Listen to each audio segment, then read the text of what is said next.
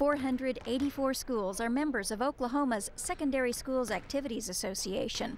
Its rules and regulations govern student-athlete eligibility and recruiting. This fall, several schools were sanctioned for knowingly or unknowingly breaking the rules. We've had some recruiting violations, that's true. We've had some players participating as ineligible participants due to their grades, weekly grade checks not being thoroughly followed through with. And we've got some residence issues where children are living outside the school district where their parents are residents, and they've been participating as ineligible players. Tulsa Public Schools Director of Athletics, Stephanie Spring, says there's no excuse for any school to violate recruiting or eligibility rules. Rule 8 is the residency rule.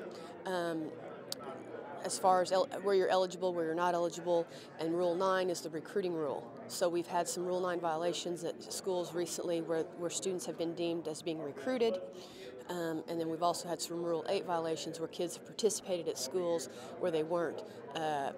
They were legally enrolled, but from an athletic standpoint, they were not. Their eligibility was not at that school.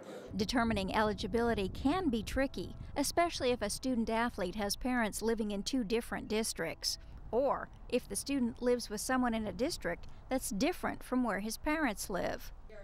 To end confusion and make it clear that ignorance of the rules isn't an excuse for allowing ineligible players to participate, TPS held a special class for its principals and athletic directors.